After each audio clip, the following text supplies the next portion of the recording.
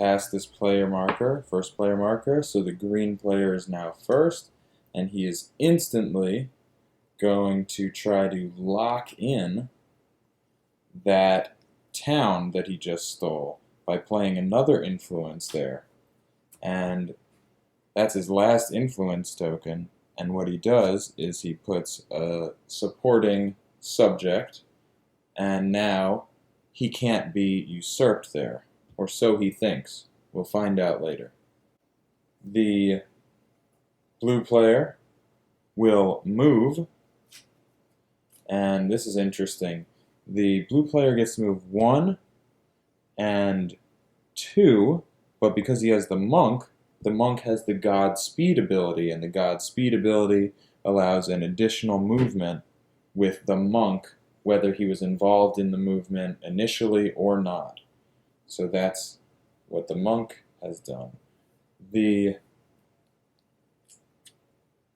yellow player is going to say, okay, you know what? You want to do that? Conquer. And he's not going to do the conquer action on the conquer card. Because this is the royal, and because our merchant didn't realize that when he added his second influence cube, the conquer action for the royal lets him starve the people. And starve the people is a conquer action whereby the royal removes an influence marker, sends it back home of a supporting subject or a serf. So he has just wasted that move for green.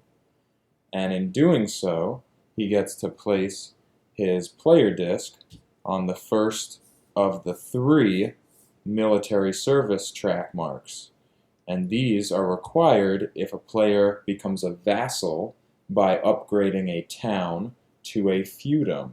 And maybe that's something that this knight-royal combination is planning to do. Maybe not, who knows. Our green player is annoyed, but he's going to go ahead and play his guild action. And to do this guild action, he's going to simply purchase a vessel. Now, green happens to be the guild master at the Alchemist Guild where vessels are purchased, so he keeps the first shilling. There is no journeyman, and the last coin goes across the board into the church coffer. And what he's going to do is take a sailing ship and place it here at this port where he has his pawn, and he's going to get on the boat, ready to sail. And now he can sail anywhere along this path with the little waves. You can go anywhere in here, can't go in the middle, those are bubbles for the submersible. And he can go up this river, up the waterfall, up this waterfall if he wants. And that's what he can do. Now, our blue player wants to influence. He wants this farm, he's going to take it. Now, when you influence, you don't have to influence everywhere you are. You're allowed to, but you don't have to. And I should have mentioned earlier, if you have 2 pawns in one location, it's not 2 influence for every pawn. It's one influence per location if you have a pawn there. So in this case, he was eligible for an influence token or influence marker in either of those, but chose to only take this one and maybe save some of these for later. We're going back now to yellow, who has used his conquer action already, and will now influence right back at that merchant. And he will take both of his locations, a supporting subject here and kicking this guy off here to take control of both of those towns again. So things aren't going so hot for green. He's going to say, forget you, and use the move action. And in doing so, he will take his boat 1 space up to here and maybe move this merchant and pilfer this brown wood. Our blue player can now take a harvest action, which is something that he's wanted to get done. And because he has the farmer, this works a little differently. So, typically, I can actually get right up in here. Without a farmer, you would take 5 random goods from the haversack for the first town that you're in control of, and an additional one for any additional, farm, not town, that you have control of, plus feudums, plus the number on any rosary beads that you turn in. In this case, we don't have any of that. We just have the 1 farm, so we would take 5. But this white area here, this is the kickback rule, where you take the 5 random goods and take one of those 5 random goods randomly to yourself. In this case, since you have the farmer, you take the 5 random goods, which we'll do now. You'll take these 5 random goods. 1, 2, 3, 1, 2, 3, 4, 5. Didn't look at any of them. And with that little eyeball icon, we can say, oh, I want that one. And therefore, he's going to drop his sulfur that he decided to take from his harvest action and put it right in his wine barrel, which could also go into supply. The reason it's in the wine barrel is because this sulfur can also act as, it can be used to nourish pawns at that step of the game. And it can be used for something else, which we might see soon. That blue player for his harvest action gets an additional point automatically for harvesting. And we move on to our yellow player, who I think at this point is going to decide to improve. He's going to improve one of his towns to a feudum. Now, in order to do that, if you were upgrading from an outpost to a farm, you would use a wood. If you're going from a farm to a town, you'd use an iron. But from a town to a feudum, you must use a royal seal. So we'll pay the royal seal, and we will upgrade one of these 2 towns to a feudum. And I think we're just gonna go with this one, because why not? Now, the choice here is which guild does he want to have a feudum in, because a feudum is worth 3 times as much within the guild rankings. A feudum is worth 3 stars in the guild hierarchy, whereas a pawn is worth 1. And then if you have status within a guild, only then do you look at corresponding location types. For example, the monk and the alchemist benefit from outposts. If you have guild standing in one of those, and if there are multiple characters and there are multiple players, the number of these that you control will help push you up in that ranking.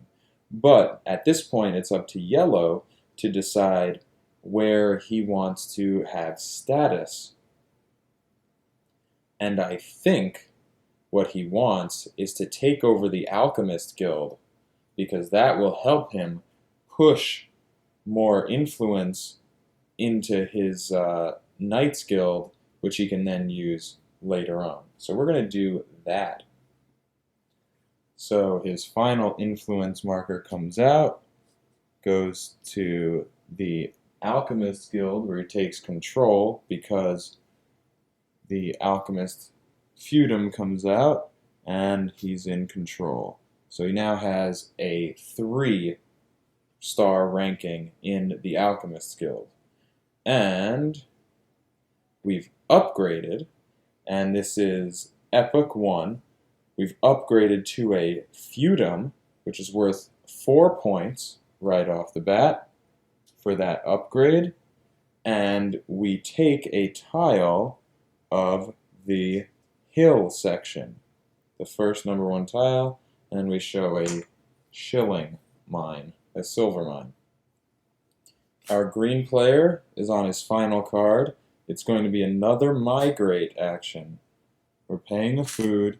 He's putting out another character, and this time it's going to be a monk right here where he has this influence. And now he has some status in the monk guild. And speaking of the monk guild, our blue player will play his guild card, and he will take 2 of these from the monks guild, and we're going to do the +3 over to here, filling up our chickens. Actually, that 3 would have been the only 3 there, because what I failed to show you earlier was when we do a royal starve the people action, which yellow did earlier in this round, it removes all of the rosary beads from the chickens. So he's actually going to totally do something else. He's going to put this 3 back over here, and he's going to use the feast action. This is another advanced rule for the guild action. And this is why we've been saving up this sulfur. We're going to use some wine where we are with one of our pawns. We're going to say this monk is going to have a feast. Throw a feast for this Alchemist Guild Feudum and maybe this this Knight pawn. But we're going to say the Alchemist Guild Feudum, and that allows us to take that player's guild action. He happens to be the guild master in the Alchemist Guild, so he's going to take that guild action, take those points, and get a bonus 3 points. I'm going to come around to this side of the board for this one because we have very small, and this is actually something I don't like about this game, is how some of the icons are super small. Maybe they could be made a little bit bigger. I'm not sure. We're going to make some of these things, and we're going to spend the amount of goods necessary. We're going to make 1 crud barrel, crud being gunpowder. We're going to make a second crud barrel, and we're going to make an airship with a iron, a wood, and a food. So we dump these 3 things, and first the airship becomes available, and we get to see another little bit of this game here. These crud barrels, they get sent over to the Knights Guild, and they represent, the first barrel represents the first column, the second barrel is the second and third column, and the third barrel is all 3 of these last columns. So what happens is everything gets filled up according to which barrel it's up to. So the first barrel completes the second barrel here. The first barrel that we created completes the second barrel that was incomplete before. You'll notice this purple. You always play with dummy rows up to 4 because those come into play when we take this Guildmaster action to push goods over into this Noble Guild. So that was the first barrel. The second barrel fills up all 3 right here. 1, 2, 3. And 1, 2, 3. So now our blue player, who's taken the very shady, conniving feast action, getting your opponents drunk, just scored the full 6 points for the Guildmaster action in the Alchemist Guild, plus 3 for making it happen during a feast action. So that's 9. 5 and 4 is 9, and it looks like we have a runaway leader here. Finally, our yellow player is going to do the move action. And he's going to move right in here, get away from that monk, and pilfer a sulfur, and immediately place that in his wine barrel for future use. And that's the end of that round. We go ahead and nourish our pawns. Blue is still going to pay with 2 food. Green can only pay with food. He has no sulfur in his barrel. You can't, once it's down here, you've committed to using it for actions. When it's in here, you can use it for nourishment and for feast. He's got to waste 3, which it's looking kind of bad for our green guy here in terms of food, and our knight and our noble will be fed with regular food. Now we roll our progress die, and we have another water. We can't use that because you can only remove a current or previous epoch. We're going to roll again. We can roll the same thing. And here we get beach. And we will remove the beach tile. So now we have 3 epoch 2s showing. So we're getting closer to the next epoch. And now, once again, we pass our first player marker, 1 space to the right, and choose our cards.